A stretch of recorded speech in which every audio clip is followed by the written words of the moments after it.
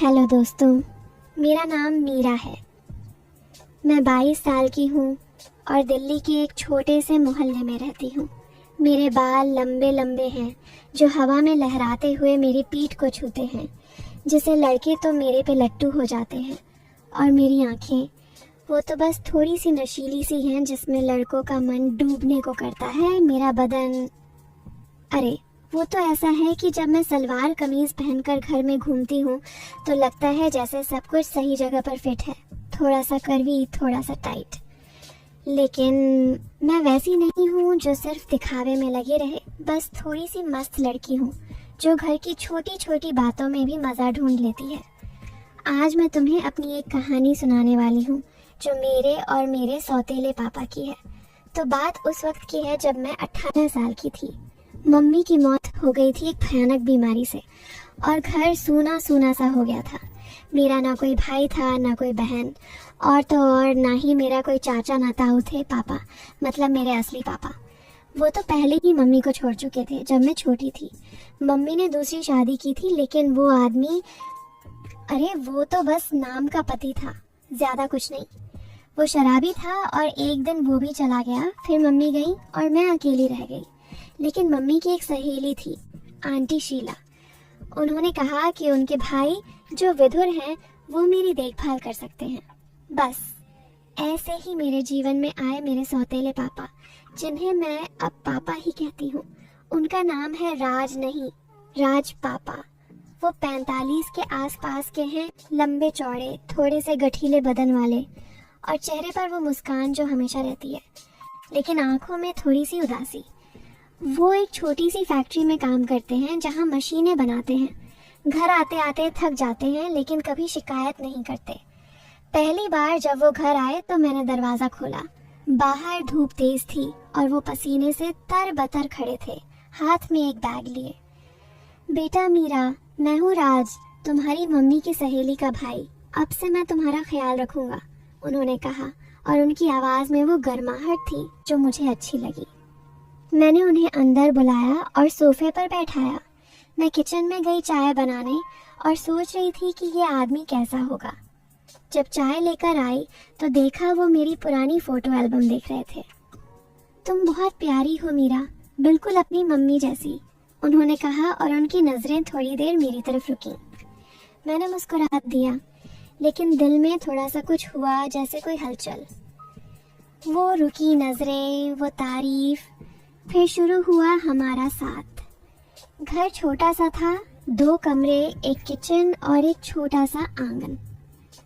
पापा सुबह जल्दी उठते, चाय बनाते और मुझे जगाते। उठो बेटी, स्कूल का टाइम हो गया, कहते, लेकिन उनकी आवाज़ में वो प्यार था जो मुझे अच्छा लगता।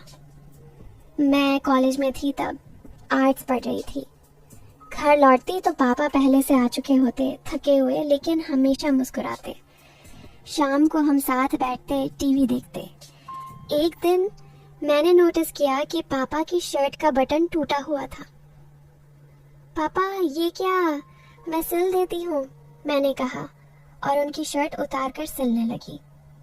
वो सिर्फ बनियान में बैठे थे और उनका बदन मजबूत, थोड़ा सा पसीने की महक वाला। मैं सुई धागे से काम कर रही थी, लेकिन मेरी नजरें कभी कभी उनके सीने पर जाती। तुम्हारी मम्मी भी ऐसी ही थी क्या, घर संभालने वाली? उन्होंने पूछा और हाथ मेरे कंधे पर रख दिया, बस थोड़ा सा दबाया। पापा ने मुझे कभी कुछ गलत नहीं कहा, लेकिन छोटी छोटी बातें होती जो सोचने पर मजबूर करती।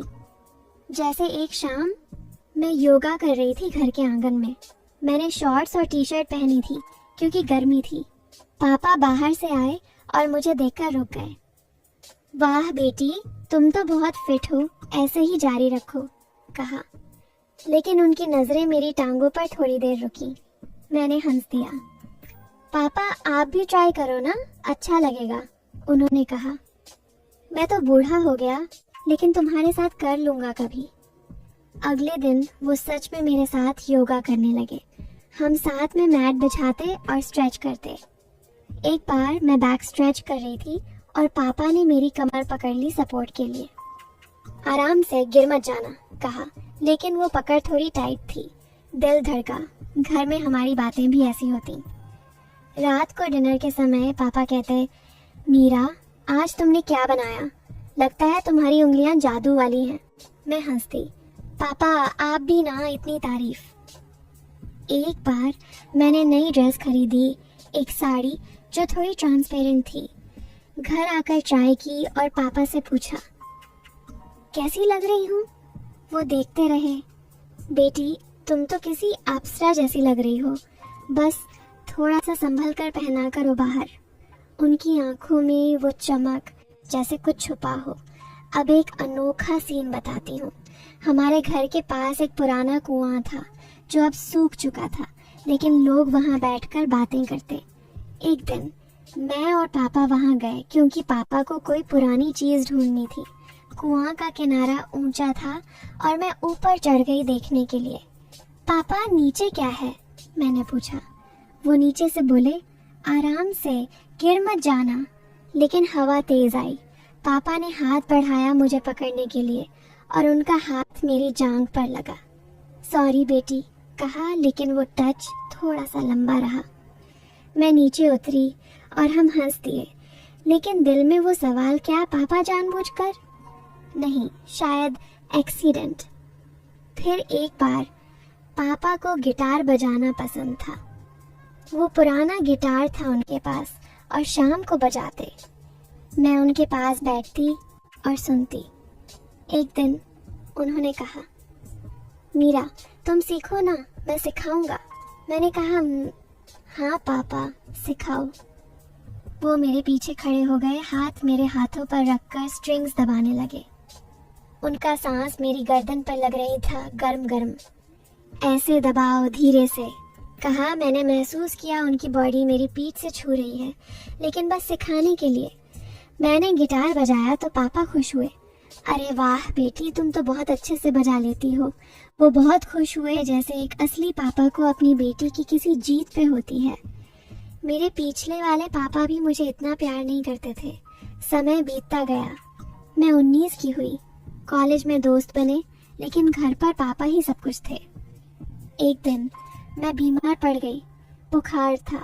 पापा ने छुट्टी ली, मेरे पास बैठे, सिर पर हाथ फेरते, चिंता मत करो बेटी, मैं हूं ना। लेकिन जब दवाई देते, उनकी उंगलियां मेरे होंठों को छूती। लेकिन यही पापा का प्यार था। रात को मैं सो नहीं पा रही थी। पापा आए, मेरे बेड पर बैठे, कहानी सुनाने लगे। उनकी आवाज़ सुकून देती, लेकिन जब हाथ मेरे कंबल के नीचे रखा, बस थोड़ा सा स्ट्रोक किया। सोचा क्या मतलब, लेकिन कुछ नहीं, बस कंफर्ट। फिर कहानी सुनते सुनते मैं सो गई। यही एक अच्छे पापा की जिम्मेदारी होती है। हमारे घर में एक पुरानी अटारी थी जहाँ पुरानी किताबें रखी थी। एक दिन मैं वहाँ गई कुछ ढूंढने, लेकिन सीढ़ी से गिरने लगी। पापा नीचे थे। उन्होंने मुझे कैच किया उनकी बाहों में। मेरा बदन उनके बदन से चिपक गया थोड़ी देर के लिए। सावधान रहो मीरा, क्या कर रही हो?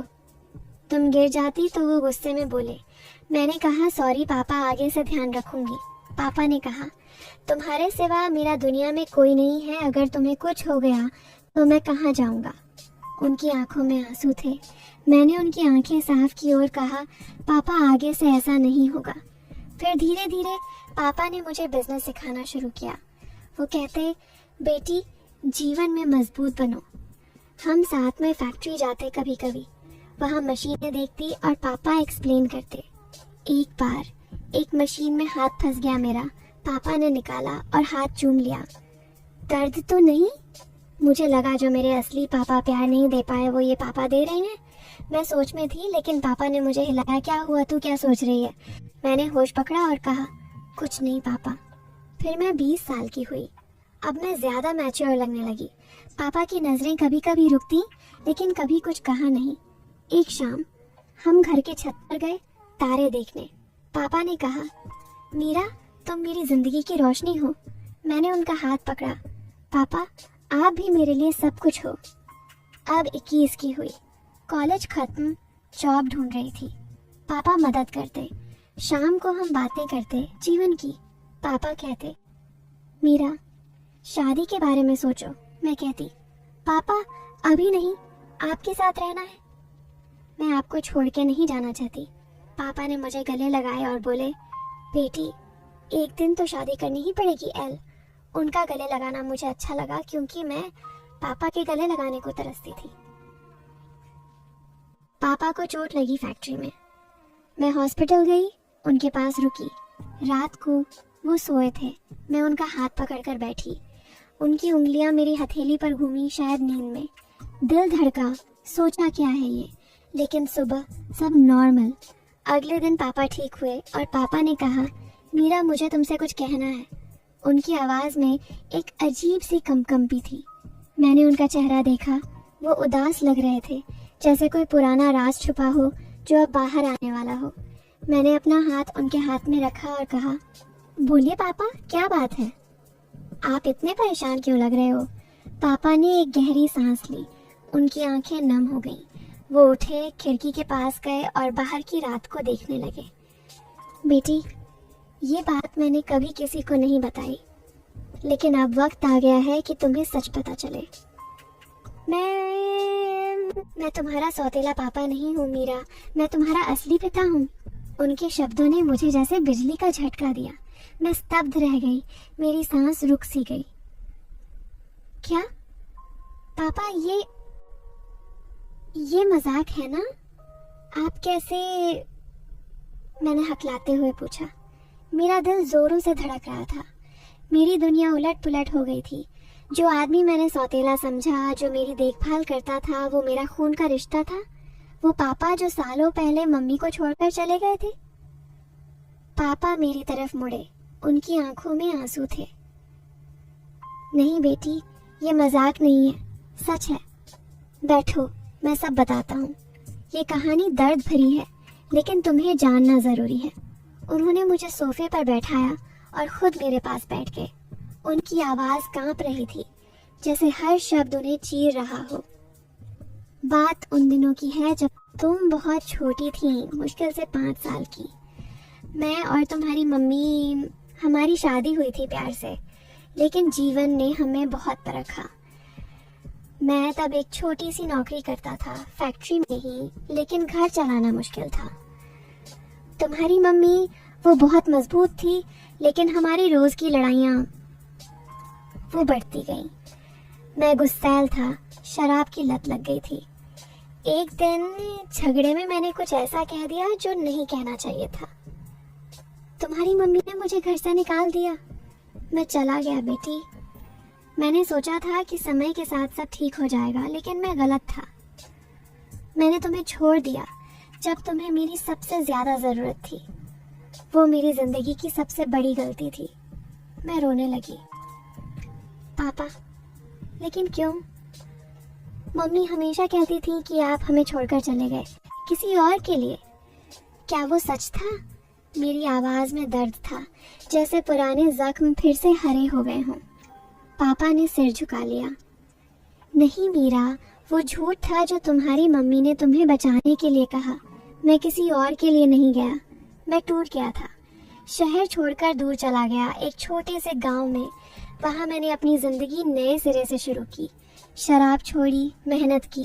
फिर एक दिन मुझे एक विधवा मिली, शीला आंटी की दोस्त। हमने शादी कर ली। मैंने सोचा नई शुरुआत होगी, लेकिन ऊपर वाले की मर्जी कुछ और थी। हमारी शादी के बाद हमें पता चला कि मेरी दूसरी पत्नी को कोई बीमारी थी, वो माँ नहीं बन सकती थी। डॉक्टरों ने कहा कोई समस्या है, बच्चे नहीं होंगे। मैंने बहुत कोशिश की, इलाज करवाया, लेकिन कुछ नहीं हुआ। उनकी आवाज़ में वो दर्द था जो दिल को चीर देता है। मुझे एक बेटी की चाहत थी मीरा, एक ऐसी बेटी जो मेरी ज़िंदगी में रोशनी लाए। रातों को मैं जागता रहता, सोचता कि मेरी असली बेटी कहाँ होगी। तुम्हारी याद आती, लेकिन मैं लौट नहीं सकता था। तुम्हारी मम्मी ने मुझे कभी माफ़ नहीं किया होता।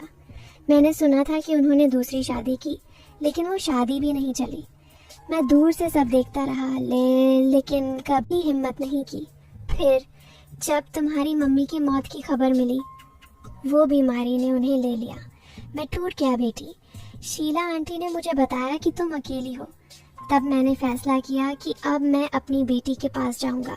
लेकिन मैंने सच नहीं बताया। क्यों पापा, क्यों छुपाया? मैंने रोते हुए पूछा। मेरे आंसू रुकने का नाम नहीं ले रहे थे। पापा ने मेरे सिर पर हाथ रखा, उनकी उंगलियां कांप रही थीं। फिर था मीरा। डर था कि अगर मैं कहूँ कि मैं तुम्हारा असली पिता हूँ तो तुम मुझे घर में घुसने भी नहीं दोगी। जब तुम्हें मेरी ज़रूरत थी मैं वहाँ नहीं था। मैंने तुम्हें छोड़ दिया था। सोचा अगर सौतेले पापा बनकर आऊँ तो शायद तुम मुझे अपनाओ, धीरे धीरे प्यार कमाऊँ। लेकिन हर दिन तुम्हारे साथ रहकर मैं खुद को कोसता था। तुम मेरी बेटी हो और मैंने तुम्हें इतने साल अकेला छोड़ दिया। माफ़ कर दो बेटी, अगर कर सको तो। मैंने तुम्हारी मम्मी को छोड़ा क्योंकि मैं कमज़ोर था, लेकिन अब मैं मजबूत हूँ। तुम मेरी ज़िंदगी हो। मैं उनकी छाती से लग गई, रोती रही। वो दर्द, वो पछतावा, सब कुछ बाहर आ गया। पापा, मैं आपको माफ़ करती हूँ। आप मेरे लिए सब कुछ हो, लेकिन ये दर्द, इतने साल हम दोनों रोए घंटों तक। वो रात हमारी जिंदगी बदल गई। अब कोई राज नहीं था, सिर्फ प्यार था, एक पिता और बेटी का सच्चा प्यार। दोस्तों, कहानी यहीं खत्म होती है। अगर आपको ये कहानी पसंद आई तो चैनल को सब्सक्राइब करें, वीडियो को लाइक, शेयर और कमेंट ज़रूर करें। अगली कहानी